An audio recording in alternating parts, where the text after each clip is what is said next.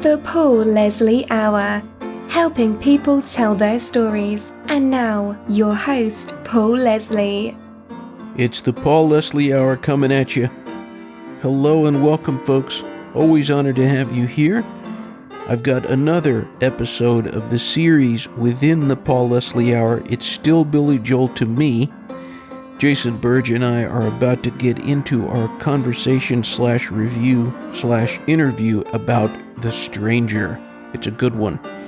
If you want to support the mission of the Paul Leslie Hour, you can do so. Very simple. Just go to thepaulleslie.com. You're going to see that button that says support the show. Any amount, $2, $3, $100. It helps these interviews and reviews to be heard. What do you think of that new theme song? I've really been enjoying this. That is John Primorano. He recorded and performed that Carina Carina, the traditional blues folk song. Check him out at johnprimorano.com.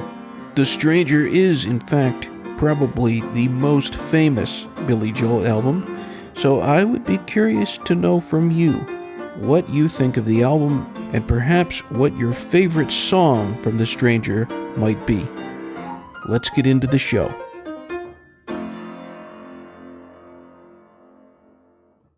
Hey, it's me. This is the Paul Leslie Hour, and this is the ongoing series, It's Still Billy Joel to Me. This is a chronological series within the show where we review all of the studio albums of singer-songwriter, recording artist Billy Joel. This is It's Still Billy Joel to Me, Volume 5, The Stranger. This is the 5th installment in a series where we can take the phone off the hook and disappear for a while. We're going to be looking into the album The Stranger. As I said, this is the 5th Billy Joel studio album. The producer on this album was the late, great Phil Ramone, one of the best record men in the history of music. And this was the first in a run of 6 total albums produced by Ramone, the lion's share of Billy Joel's catalog. Recorded and released in 1977, The Stranger is 9 songs with a runtime of about 42 minutes. I'd like to introduce my co-reviewer, Jason Burge. He's no stranger to reviewing music or movies. He's reviewed more than 100 albums and counting. In my personal opinion, Jason Burge is the Van Gogh of reviewers. I didn't say I said is the Van Gogh of reviewers. He's just that captivating, and I'm so glad to have him back yet again. Jason, thank you for joining me. Thank you very much, Paul, and again for the great introduction. I'm just telling it like it is. So this is the breakthrough album for Billy Joel. He had 4 albums before this, but The Stranger is the one that really put him on the map in a very big way. Could you define why you believe The Stranger has resonated with so many people? Well, the easy answer is that it's full of great songs that a lot of people know. He covers a lot of territory stylistically and thematically, and there are a lot of songs here that sound unique, which is to say they don't sound like he's copying a style anymore, he's making his own. On previous albums, it was clear that he was attempting country or rock or a standard or a ballad, some of which were, designed to be, sung by other singers and fit neatly into a genre. But what category does The Stranger or Scenes or Moving Out fall into? To me, they're just Billy Joel songs. This won't be the first time I quote Chuck Klosterman in this interview, but something Chuck said comes to mind when he was talking about Mamma Mia, the ABBA musical, and the distinction of a description that he heard that it was all ABBA music. Not that it was all ABBA music, but the emphasis was on ABBA. And I think it's the same thing here with Billy Joel and why Billy Joel also has a musical, because nothing sounds like Billy Joel music. And this is where I think on this album is where that stylistic distinction becomes most noticeable. And it's probably not coincidental that the musical is called Moving Out, the first song on this album. This is the album where he stopped being Bill Joel, scrappy troubadour from the Bronx, and became Billy Joel, the legend whose music will be played long after he and we are gone. And what do you think is such a big change here? Well, to take after some of what you said, it is about the fact that these songs are of such high quality. There's really not one miss There's no skip in the whole album. Each song flows into one another, creating kind of an experience. I would also say The Stranger doesn't sound like anything else, like you were saying. I think on the last album, on Turnstiles, he found his sound. With The Stranger, I think he perfected his sound. The songs are universal in scope in that you can relate to almost all of them, but they're not commonplace at all. They're very different. They don't sound like other songs. I mean, Scenes from an Italian Restaurant, I don't know of any song that's like that. And the different things that they did in this album in terms of experimenting, you can tell Phil Ramone was the kind of guy who said, no, let's try that. No, really, let's do that. Like the kind of accordion sound in Vienna. A lot of producers would say, no, you don't want to do that. It's a song about Vienna, and you want to give this European sound to it. That could be cheesy. But under the guidance of Phil Ramone, they managed to make everything sound really cool. And every single note of The Stranger, everything feels like it's exactly where it's supposed to be. It's just one of those albums that, it's the best selling. I think that this is true, that it's the best selling album from Columbia Records, that label, ever. I'm not surprised. And it's, you bring up Vienna. I think Vienna is interesting because, it didn't show up for a while in heavy rotation.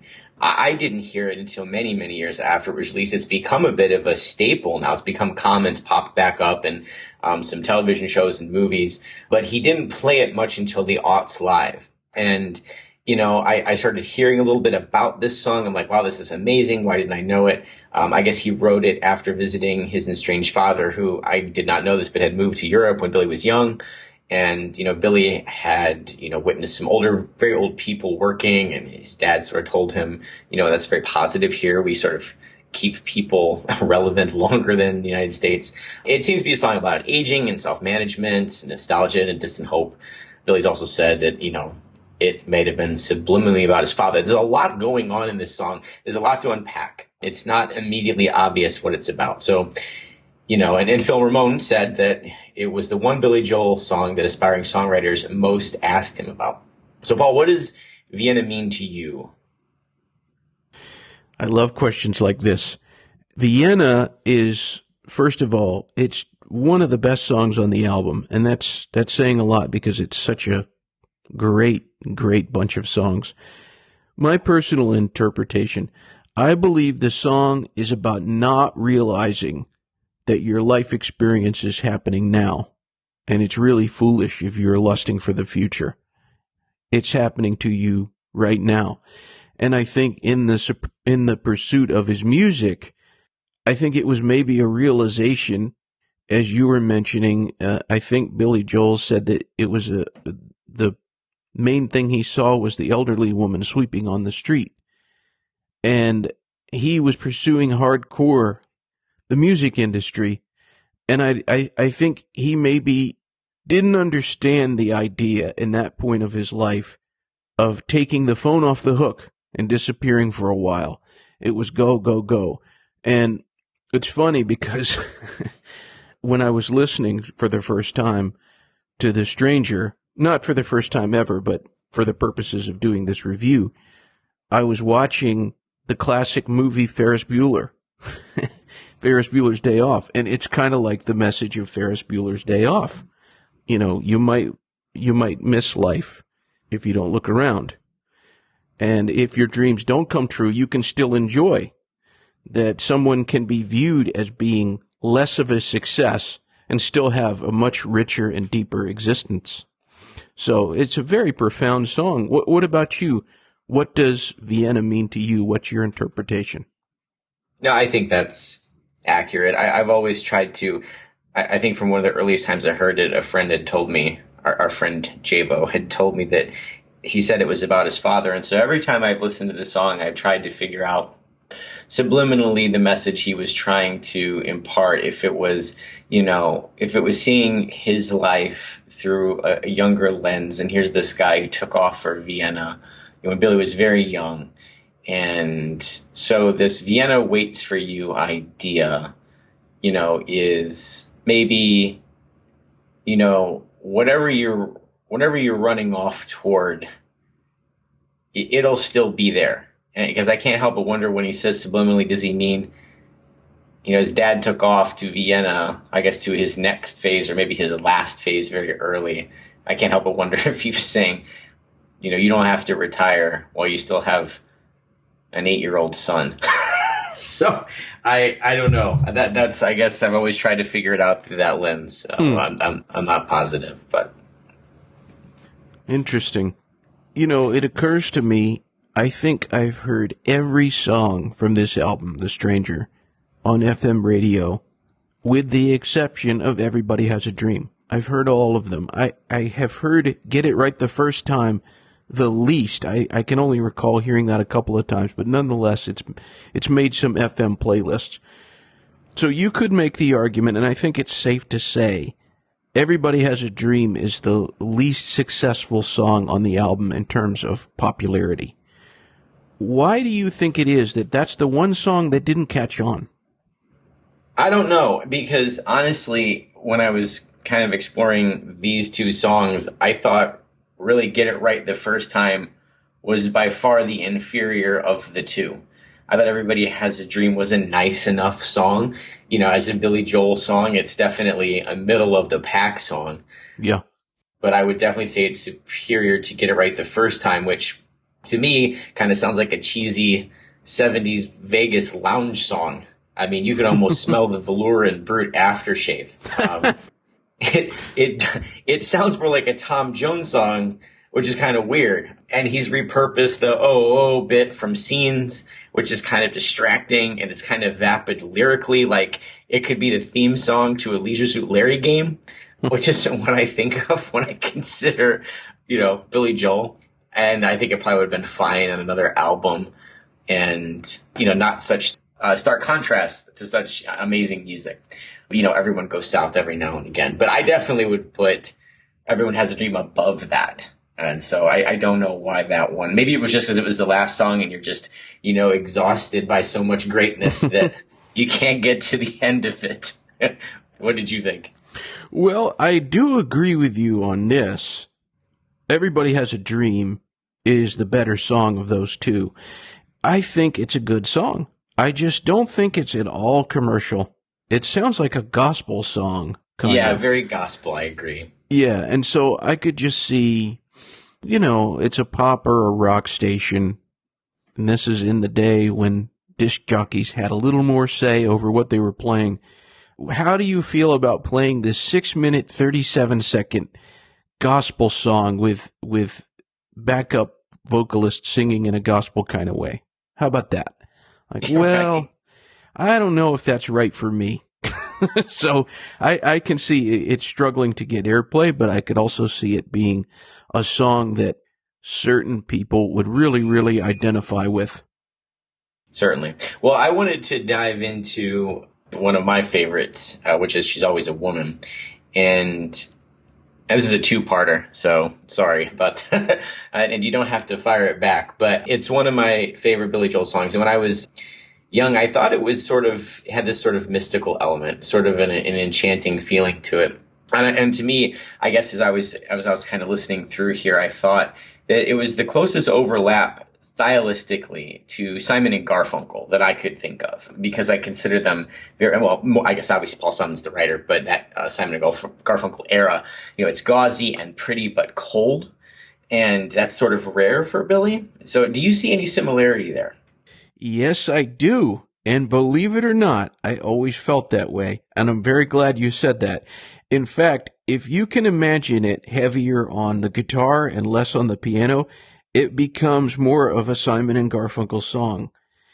And it makes sense. I can imagine Billy Joel, probably he was influenced by Paul Simon. Two guys from the New York area. Certainly. But, both of them influenced also by Bob Dylan. It just makes sense. And especially when you think about that song with the non-words, which I can wow all the listeners out there. I'm half joking. Those are called non-lexical vocables. when you just kind of hum, you can imagine Simon and Garfunkel harmonizing on those and in certain parts of the song.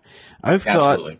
I've thought that some Billy Joel songs sound very Simon-esque, and sometimes even some of Paul Simon's solo stuff, I think, has a Billy Joel flavor to it.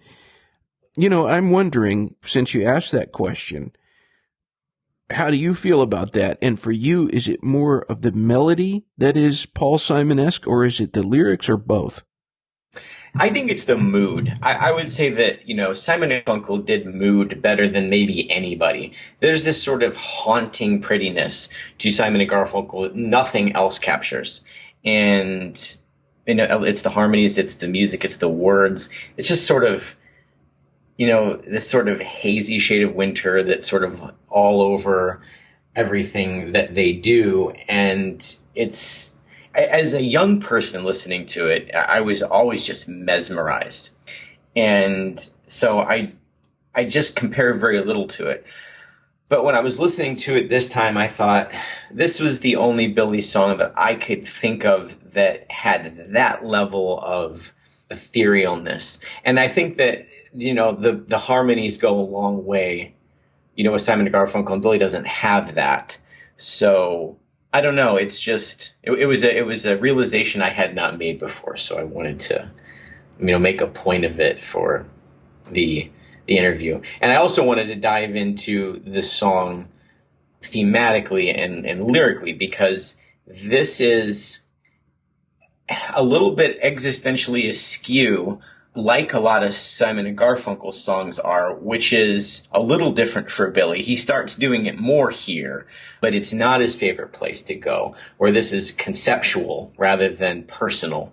Obviously, this is roped into his own experiences, but what I kind of wanted to explore here with a guy with a lifetime of failed romances and had wrote so many songs about love and clearly is obsessed with the concept. As beautiful as this song is the axiomatic bedrock Billy's laying down here, that of a just out of reach, goddess come femme fatale concept of women, no matter how elegant or situationally exacting, potentially at the heart of his struggles to find long-term happiness in a relationship. No, that's quite a question, and possibly the first time I've ever heard goddess come femme fatale, but I do love it. You could say that this would also be known as putting her on a pedestal. Yes. Is that correct? Yes. But also sort of, it's a distancing too, right? It's a pedestal, but there's a lot of fear there, right? There's a lot of, it's almost like it's not even, I feel like it's almost a depersonalization. And I think that's slightly problematic, even though I completely understand to a certain extent most of the sentiments, or I have felt those at least from, time to time, but mostly when I was younger. Mm-hmm. But also, I just wonder if, right, I don't know if he ever got over that. Yeah. Well, I think he's saying that although the woman in question, which he's commonly said it was about his first wife, Elizabeth, that, at that time, maybe there was things about her that were considered traditionally masculine, like especially in terms of her business dealings. Elizabeth handled a lot of the things related to his career, and everybody said about her that she was this really shrewd businesswoman. She really had it together. And I think he's just saying, in some ways it's kind of, I agree. She almost seems like she's an ideal, but out of reach. She's a beautiful goddess. Yes. And he's saying, for all these other people, they almost didn't see her as a woman because they thought of her as being what was at that time traditionally masculine in her approach. But I think it's really like it's the ultimate respect that he has for her. He ultimately really respects her to the point it's very clear she's so much more than he is from the song. That's at least the way I see it. Certainly. And I wonder, yes, if maybe that's something that has been an ongoing theme in his relationships with women, because if you look outside of his relationships with women, it seems to be something that's prevalent with him not realizing his own value, his own worth. I remember when we watched the live concert from, I forget which stadium in New York, but we were watching it together, and he was saying that he wanted to end the show with a duet of him and Paul McCartney. And it was kind of like, I feel like he didn't feel like he was worthy enough. It seemed like not worthy. I'm not worthy to be the last performance at this landmark, world famous place where so many live events have been held. And it was kind of like, I remember thinking, okay, I understand the Beatles played here and everything, but this is still ultimately your show. It seems to be something that has followed him. I've heard him be so critical of himself. He said again and again, I'm really not a good piano player at all. I can't play jazz like certain people. I can't play classical music like certain people. He's a great piano player. He's one of the best songwriters ever. But yeah, it does seem that there's something that has followed him around that has possibly caused him to struggle with happiness, not just with his life, but also his relationships. What about you? Well, looking through how many songs that are iconic Billy songs, including, from this album, Just the Way You Are, and then I think he's got at least 15 that are Christy Brinkley songs.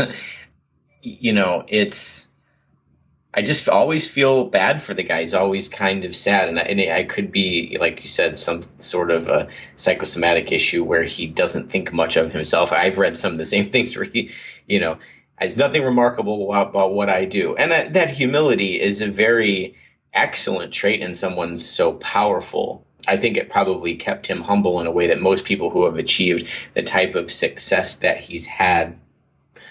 But I think that deficit that drives him, or at least that it did for a lot of his career, to keep trying to improve, to do more, to do better, even though he had already arrived, probably made it difficult for him to fully invest in his relationships, because it was basically a bottomless abyss of energy and talent he was pouring his time into that was unfulfilling, or at least it was never returning back to him some sense of accomplishment. And with that type of vortex, it might make your relationships a little more challenging. Well, you did mention the song Just the Way You Are. Very, very famous Billy Joel song, one of his most well-known. And it's something that has resonated with so many singers. It's been done by a lot of people. And considering that his initial goal with his music, the first album, he was almost thinking of it like a collection of demos in a way, because he thought my success will inevitably be other people recording my work. Just the Way You Are was recorded by Frank Sinatra. He has often said that Frank Sinatra singing Just the Way You Are, if that was his only accomplishment in life, that would have been enough.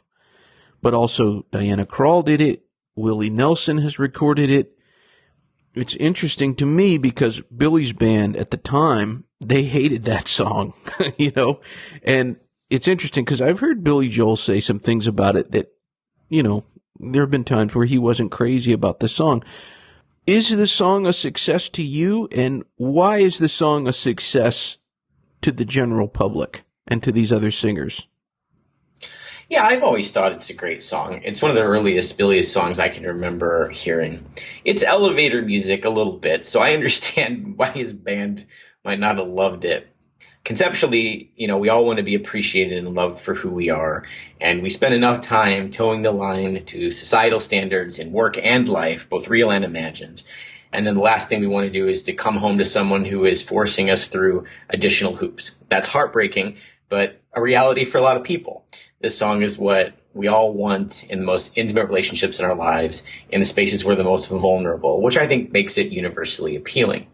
But, what I can't not think about every time I hear this song comes from this Chuck Klosterman piece on Billy Joel, which I think I've read 50 times, in which he's kind of discussing Billy Joel's greatness versus his coolness. And his take on this song is almost all I can think about whenever I think about it. And it does go back to Elizabeth, but I want to read just a little bit of this because I think it's so interesting that I couldn't even begin to try to, sharpshoot Chuck on this. But Chuck says, to this day, women are touched by the words of Just the Way You Are, a musical love letter that says everything everybody wants to hear. You're not flawless, but you're still what I want. It was written about Billy Joel's wife, manager Elizabeth Weber, and it outlines how he doesn't want his woman to try some new fashion or dye her hair blonde or work on being witty. He specifically asks that she don't go changing in the hopes of pleasing him. The short-term analysis is that this is a criticism of perfection, but in the best possible way. It's like Billy is saying he loves Weber because she's not perfect, and that he could never leave her in times of trouble. The sad irony, of course, is that Joel divorced Elizabeth 3 years after Just the Way You Are won a Grammy for Song of the Year. Obviously, some would say that cheapens the song and makes it irrelevant. I think the opposite is true. I think the fact that Joel divorced the woman he wrote the song about makes it his single greatest achievement. When I hear Just the Way You Are, it never makes me think about Joel's broken marriage. It makes me think about all the perfectly scribed love letters and drunken emails I have written over the past 12 years, and about all the various women who received them. I think about how I told them they changed the way I thought about the universe, and that they made every other woman on earth unattractive, and that I would love them unconditionally, even if we were never together. I hate that those letters still exist, but I don't hate them because what I said was false. I hate them because what I said was completely true. My convictions could not have been stronger when I wrote those words, and for whatever reason, they still faded into nothingness.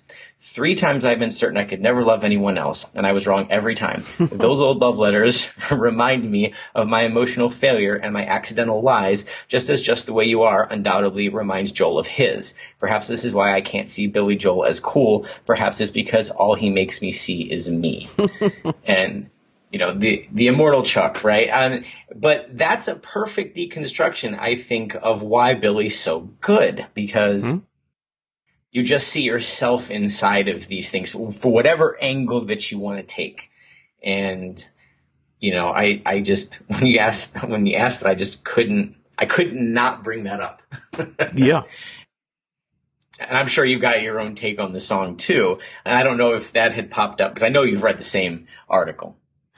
Well, of course, there's a heavy shade of cynicism in Mr. Klosterman's words, but nonetheless, it's very, very true that the thing of love is that it is such an intoxicant that in the moment of whatever, we can very, very much feel like, no, this is true, and it never won't be true, and there's nothing that can change that. And you think about perhaps the girl you loved when you were in the 11th grade, and now you think about how you felt about her and the thoughts that were running through your mind, and you probably think it's comedy now, or it maybe even be a bit embarrassing. But I think the song, at its core, it's a success because it is true, as you were saying, it is what everyone craves the most, absolute acceptance, to be loved, to be seen. I can understand also, as you were saying, I thought you put the perfect label on it. There's something about it that does seem like this is every elevator song I've ever heard. Right.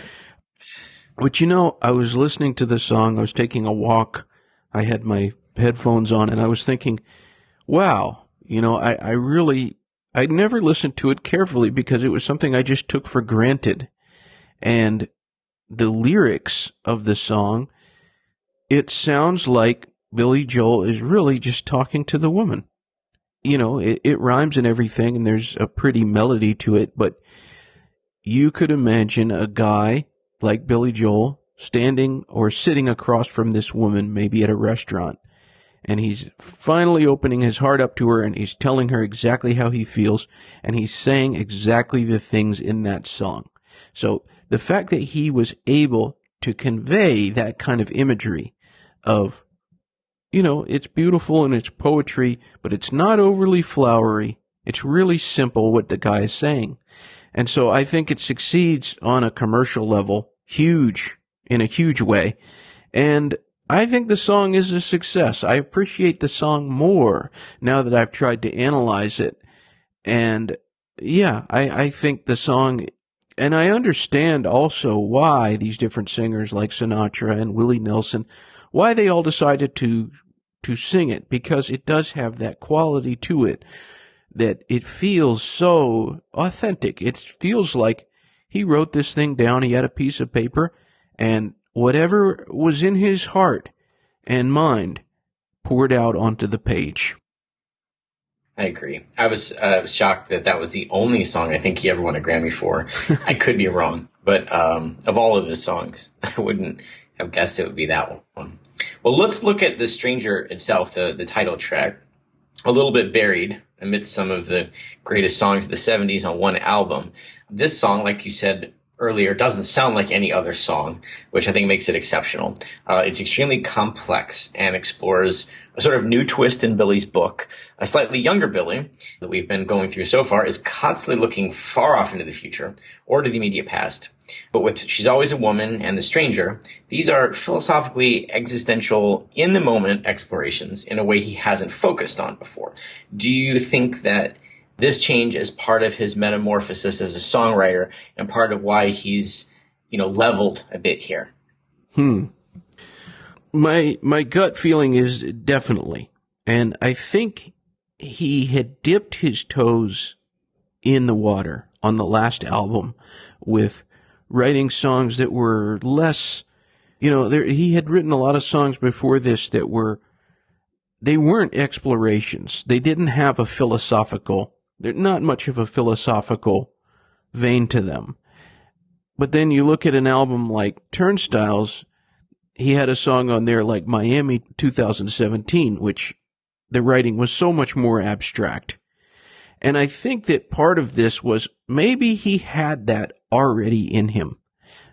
Maybe he had been writing stuff like that, like The Stranger, perhaps, but he didn't feel like it was right because, as mentioned earlier, he didn't think I'll be recording these and be successful as a recording artist myself. So he was writing in a more commercial feel. He was thinking, can I get this recorded? Now that he had found Phil Ramone as his producer, I think he started thinking, okay, this guy engineered Bob Dylan. This is a serious record man. I've got, he had asked George Martin to produce this album. George Martin said no, because he said, I don't want to use your band, Billy. I don't want to use your band. Because at that time, it was the only time you used your own band when you were in a recording studio is if you were a band, if you were the Allman Brothers band or you were the Beatles. And so Billy was saying, no, I have my own band, I want to use it. I'm getting off topic slightly, but George Martin said, no, you need to use session guys, you need to use studio guys. Phil Ramone said, no, this guy, I'm telling you, this guy has something. I think it allowed Billy Joel to bring these philosophical kind of songs, and these songs that are really atypical from anything you hear on the radio. The Stranger gets played on the radio, but is there any song lyrically that's quite like it? And I think that Phil Ramone gave him this courage. He was free to express himself. It's a really interesting question that you asked, but, I look at a song like The Stranger, and it makes me think, it's something, it's very honest and very personal, but the thing about when you're very honest and personal, the more personal you get, somehow you get the most universal.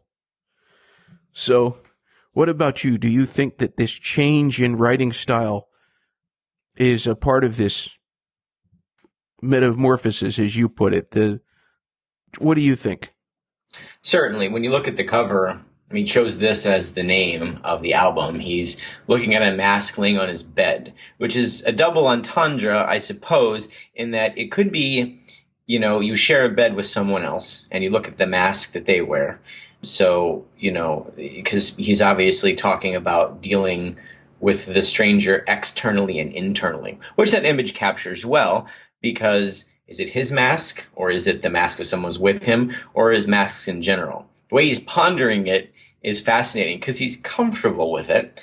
He knows it's problematic, and yet, the song itself sort of is, we all have to sort of reconcile this, and, sometimes they're good, sometimes they're bad. But I certainly think that his leap here is a more confident and experienced writer, but also a more confident and experienced human who has enough, wear on the tires to start tackling larger issues more head on instead of obliquely, which he had sort of done up to this point. So definitely, I think that is a part and parcel to why there's a leap here in the songwriting.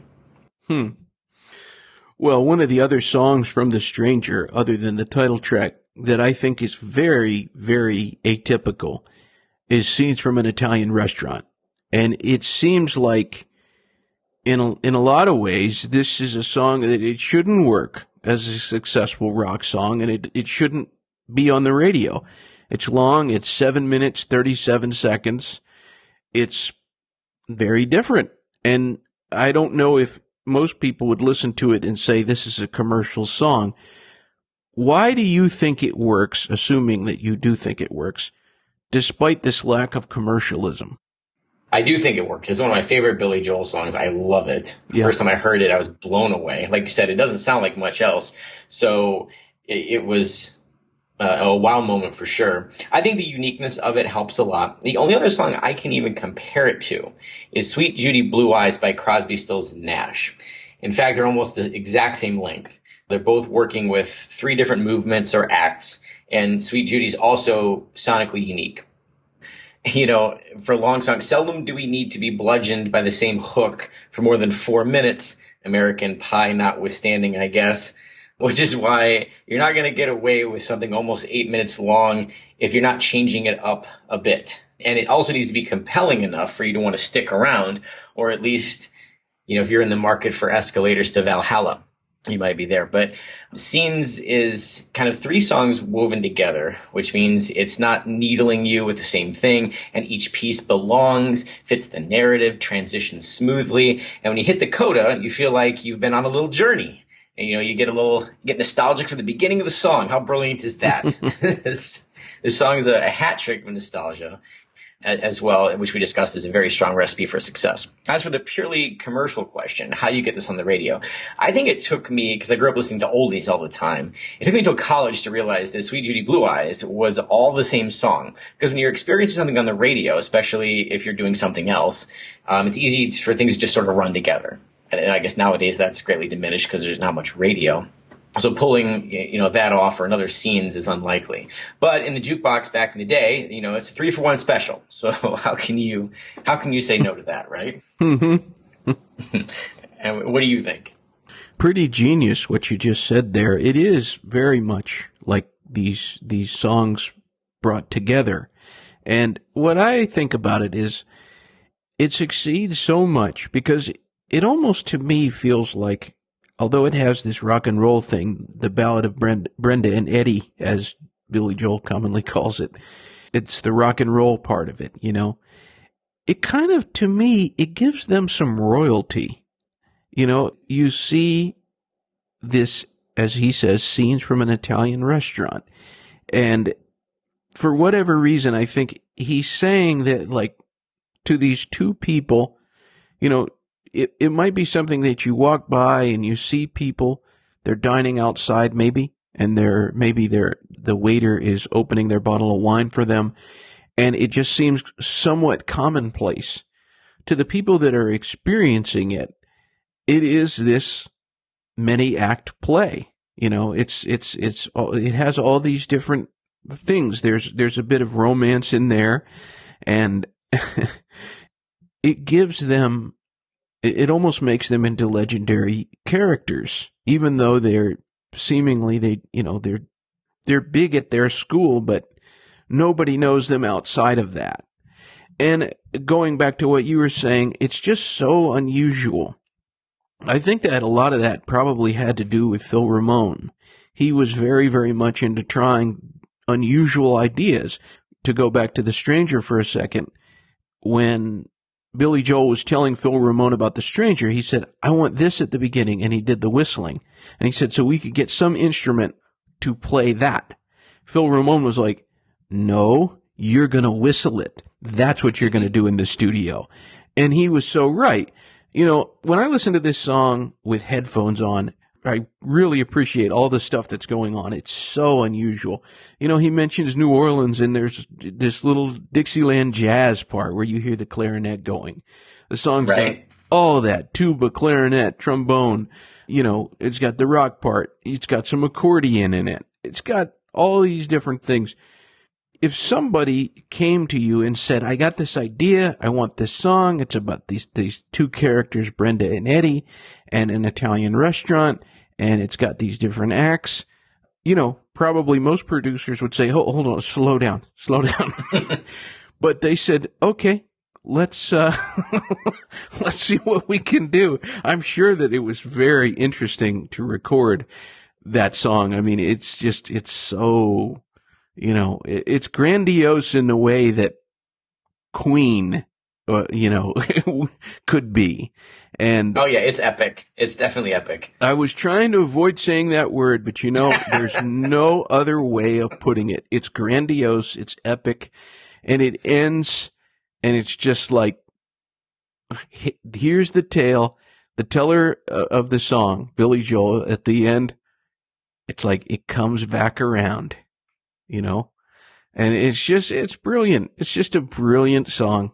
I'm kind of with you. It's one of the best Billy Joel songs ever, and it's a success commercially, and it's a success for me personally. And I just have one more question. What is your favorite song from The Stranger? That's not fair. It's hard.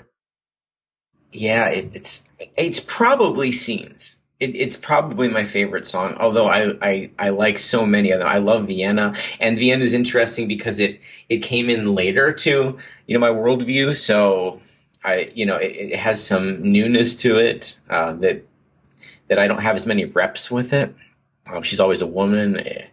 It's so hard to pick, but yeah, maybe Scenes, because to the point it's just one of a kind. Now, what's yours? I think it's probably Scenes from an Italian Restaurant.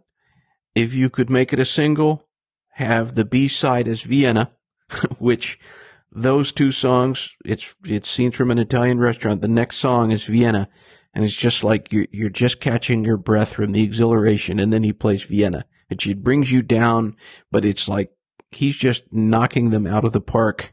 The album is halfway done, and you're just thinking, what a masterpiece.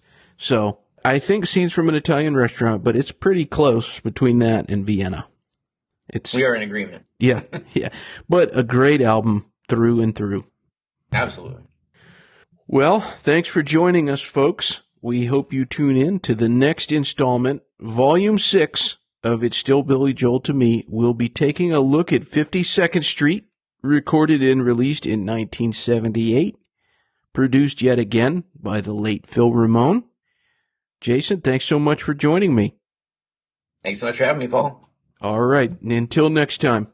Ba doodly beep bop dee da dee bumpity boo rapati canas a jeep pop killa canot a gill bond a good thing jiga manga but yeah hunger a yeah say back in the e daga go I got the inga rock tinga langa bo a kick oh goodbye.